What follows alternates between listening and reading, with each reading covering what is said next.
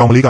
CEO ရဲ့လက်ထောက်ဖြစ်လာတာကိုကြည့်ပြီးအတွင်းရေးမှူးမလေးကပြုံးယုံတာပြုံးနေခဲ့တယ်သူမဟာပြပပြန်ပွဲကြီးဒီဂရီမြင့်ကြီးရထားသူဖြစ်ုံတင်မကပဲအလိုအလျောက်တတ်မှတ်ထားပြီးသား CEO ရဲ့ဇနီးလောင်းလို့ပါကိုဂုံယူနေခဲ့တာပါဒါပေမဲ့လူတစ်ဖြစ်တဲ့အဲ့ဒီကောင်လေးကတော့ CEO ရဲ့မျက်နှာသာပေးမှုကိုခံရဖို့လုံးဝမထိုက်တန်ဘူးလို့ထင်နေခဲ့တယ်ကွက်တီပဲအဲ့ဒီအချိန်မှာ CEO ကသူထေးကြီးတယောက်ကရင်းနှီးမြှုပ်နှံမှုငွေတန်းနှစ်ရထပ်တိုးပေးလိုက်ပြီးကုမ္ပဏီကိုလူကိုယ်တိုင်လာရောက်ဆွေးနွေးမယ်လို့ပြောလာခဲ့တယ်ဒါပေမဲ့ CEO ကဒီတာဝန်ကိုကောင်မလေးစီပဲအနှံလိုက်ပါတယ်အတွင်းရေးမှူးမလေးရဲ့မနာလိုဝင်တို့စိတ်တွေအတိုင်းထက်အလုံးပေါက်ကွဲသွားခဲ့ပါတယ်ကောင်မလေးကအရာရာကိုဖျက်ဆီးပစ်လိုက်မယ်လို့အပိုင်တွက်ပြီးပြီးဆုံးတဲ့အဆက်ခွဲမှုတစ်ခုကိုသူမကြံစီပါတော့တယ်အိတ်ခံပွဲချင်းပမဲ့နေမှာတော့ကောင်မလေးကလမ်းဘေးကမာလာထန်ဆိုင်တစ်ဆိုင်ကိုပဲအိတ်ခံမဲ့နေရအဖြစ်အန်သားစရာကောင်းလောက်အောင်ရွေးချယ်ခဲ့ပါတယ်အတွင်းရေးမှူးမလေးကတော့ကောင်မလေးအဆက်ရပြီးလူပြက်ဖြစ်မဲ့အချိန်ကိုစောင့်မျှော်ရင်းအလွန်မင်းဝမ်းသာပြီးဖြစ်နေခဲ့တယ်ဒါပေမဲ့သူမသိခဲ့တာကတော့အဲ့ဒီရှိကသူထေးကြီးဆိုတာကောင်မလေးရဲ့မိခင်ရင်းဖြစ်နေတာကိုပါပဲအဲ့ဒီအချိန်မှာကောင်မလေးကရှိုးဝက်လုံးကြုံမှုကိုစိတ်ချရအောင်ဒီနေရာကိုရွေးချယ်ခဲ့တာလို့ပြောပါတယ်ကောင်မလေးကဆိုင်တစ်ဆိုင်လုံးကိုတောင်စည်းပြတ်နာထားပြီးကိုယ်တိုင်လည်းချက်ပြုတ်ပေးခဲ့တာပါကောင်မလေးကမာလာထန်ကိုယူလာပေးတဲ့အခါမှာတော့အတွင်းရေးမှူးမလေးကလူပုံလယ်မှာပြစ်နာရှာပါတော့တယ်စက်တာကိုမှစိုက်ပါတယ်ဆိုတဲ့သူထေးကြီးကိုဘာလို့စုပ်ပြုတ်ရည်ကြီးပဲပြင်ဆင်ပေးရတာလဲဒါဟာဖောက်တီအပေါ်ကြီးမားတဲ့မလေးစားမှုပဲလို့ဆွဆွဲမေးခွန်းထုတ်ခဲ့တယ်ဒါပေမဲ့ကောင်မလေးကတော့တီတီငိမ့်ငိမ့်နဲ့ပဲသူထေးကြီးရဲ့ခံတွင်းထောင်မှာအပူဖု